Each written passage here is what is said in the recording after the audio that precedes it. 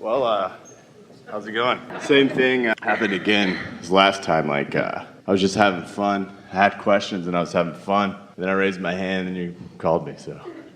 But I wrote questions before this time. Last time I didn't.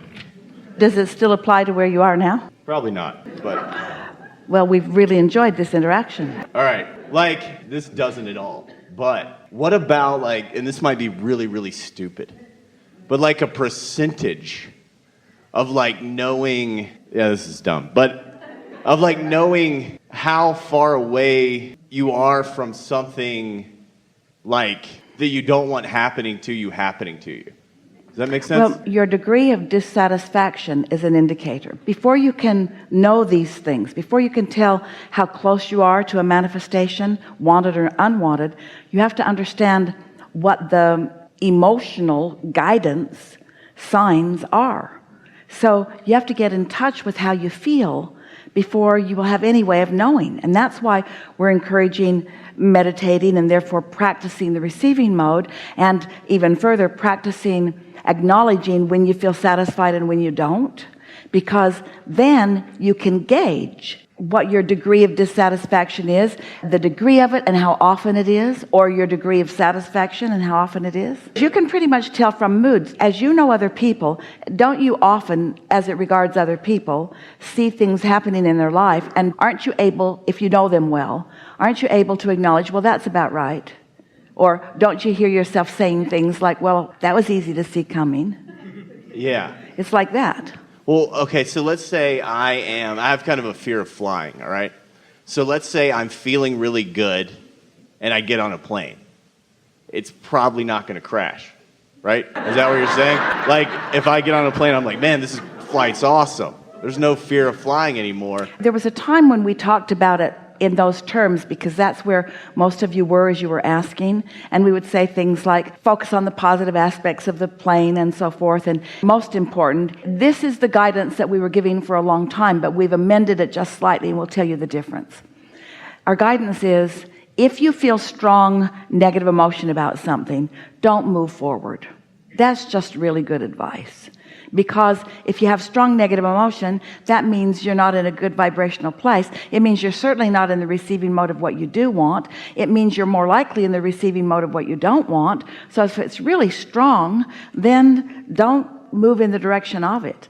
These days, while we still are saying that, we're offering you a little more subtle guidance by asking you to train yourself to understand what your guidance is telling you.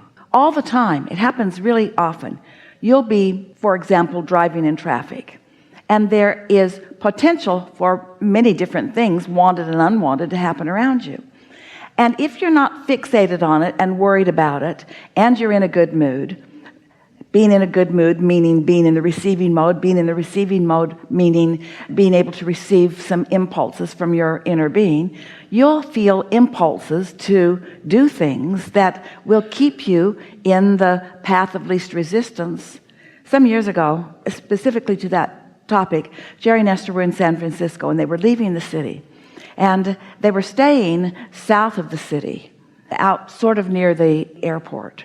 And Esther was driving. Jerry usually navigated. It may have been before they were familiar with the navigational systems. But as Esther got onto the freeway 101, instead of going south, she went north accidentally. And when Jerry realized it, he said, well, I guess we can just settle in here, because this is going to be a long ride across that long bridge. In other words, they were going in the wrong direction, and there was not anything they could do about it. And Esther was apologetic. She felt bad that she'd made this mistake. They were already tired. It was late at night, and this was going to cost them at least an extra hour by Jerry's approximation. And when they got back to where they were, there was like a 99 car pileup that, timing-wise, they may have very well been right in the middle of. So Esther's mistake kept them from being in the middle of all of that. And so when you're tuned in, tapped in, turned on, and you're not so ready to call what looked like a mistake, but instead you're in a satisfied attitude, saying things are always working out for me, and so now we'll get to see some things that we maybe weren't going to see before, and you make the best of things, maybe the worst of things. What happens is, as thoughts are becoming things, there was a vortex that was brewing, and that was already in the works even before it had happened. Even before it had happened. And everyone in the vicinity had a vibrational, approximate vicinity, had a relationship with that. You see what we're getting at? Yeah. So I just had another amazing realization. So there's a part of me that feels like I shouldn't be up here because I'm like taking people's time away. Is it because you know all the answers and you're just showing off? Or do you have a genuine desire to take thought beyond that which has been before? I do. So... Well, then how could you be wasting their time? Exactly. I'm not. So basically... Well, you see, that's one of those flawed beliefs that a lot of people have, that I'm not worthy, and so I shouldn't take any advantage for myself. I should leave all the advantage to everyone else. But that sounds like there's a limitation that you believe in, the limitation of resources. So if you're gobbling them up, then somebody else doesn't have anything to gobble up. And that certainly is a flawed premise, because everyone is getting everything that they're asking for and ready and willing to receive. And you are not the keeper of their gate. What you get cannot deprive someone else. You are not the creator of their reality. You're right. So when I was 15, I went deaf in my left ear. So it's kind of amazing, because I feel like I have this part of me that's like infinitely positive over here, and then this part of me that's kind of hopeless and negative over here. But it's this great gauge of like knowing that I need to wake this part of me up and be like, let's go. Does that make sense? And that's kind of like what you have to do with all the energy that doesn't feel like the divine energy, right? Could serve you very well.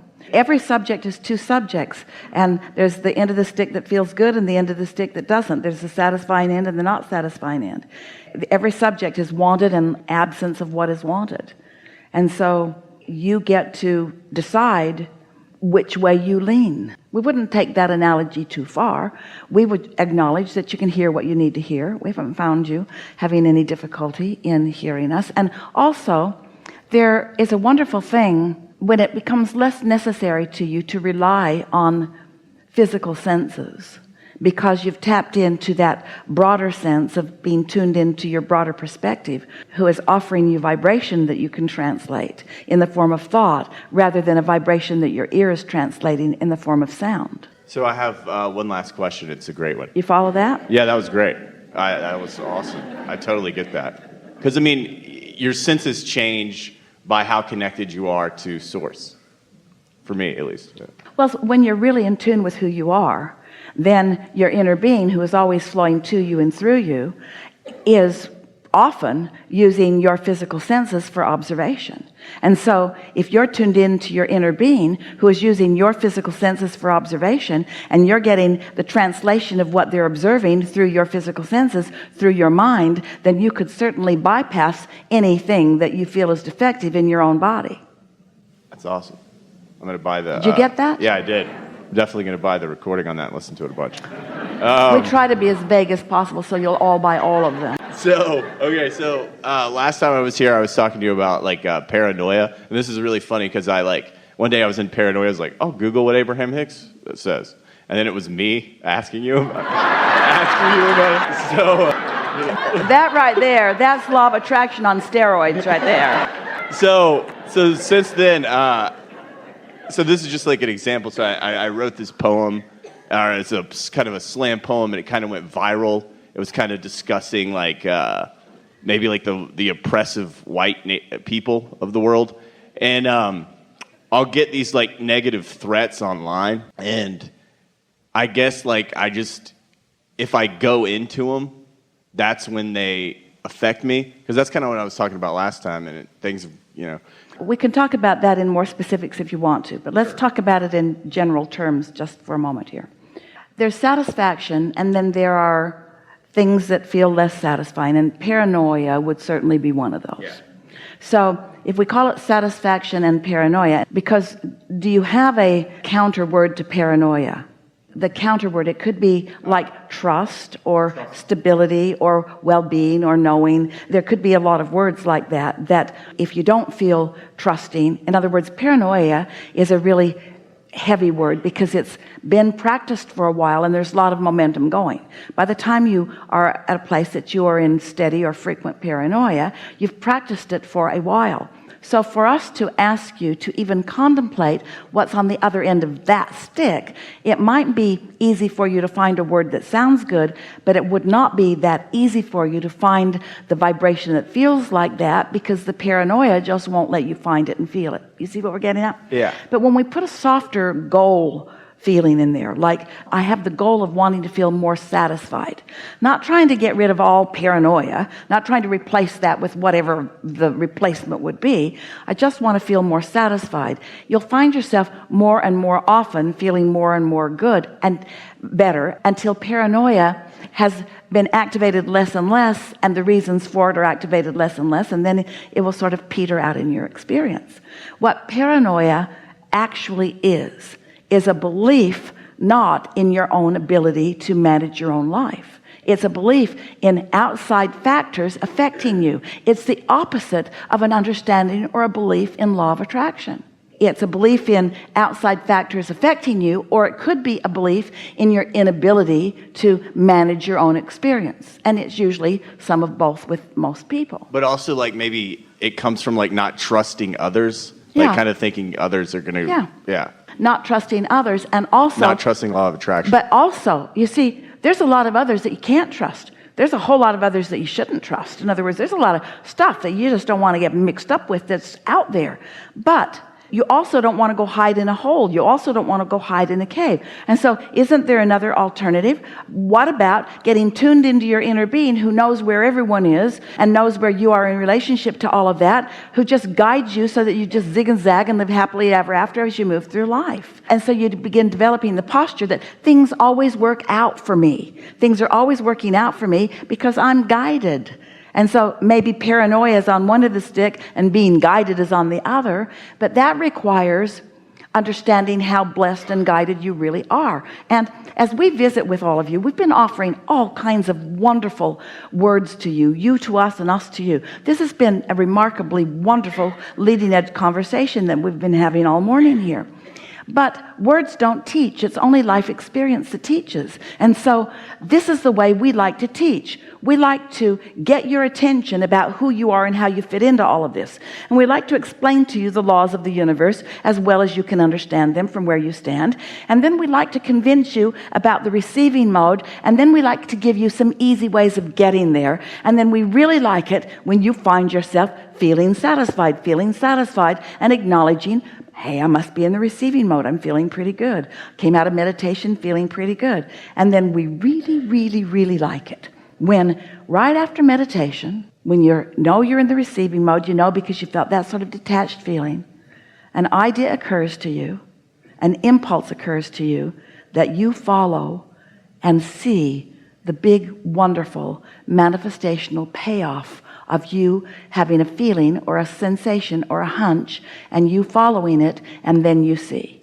Because then you will prove to yourself that you can get in the receptive mode and what that yields.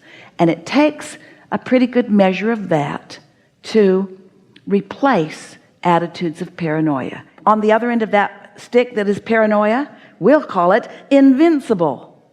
I know that well-being abounds. And most people would say to you, you have to be crazy to feel invincible in a world where airplanes can crash and people can follow you online and get you. It takes a crazy person to feel invincible. And we say, it takes a connected person to feel invincible. It takes a person who not only has good guidance, but knows when the good guidance is available to them, who knows when they're in the receiving mode of good guidance. It takes practice to even know what receiving mode you're in. Esther, as long as she has been allowing us to flow through her, and really as good as she is at it, the best that we've ever known, as she allows us to flow through her, and as different thoughts flow through her, on a really regular basis, Esther will ask herself, as a thought is occurring to her, not under these conditions because we're just full-blowing and there's no time for her to have those considerations, but when she's moving through her normal days, on a really regular basis, as a thought occurs to her these days, she's asking herself, is that thought satisfying? Which receiving mode am I in? Am I in the receiving mode of CNN? Am I under the influence of that? What am I under the influence? What am I receiving?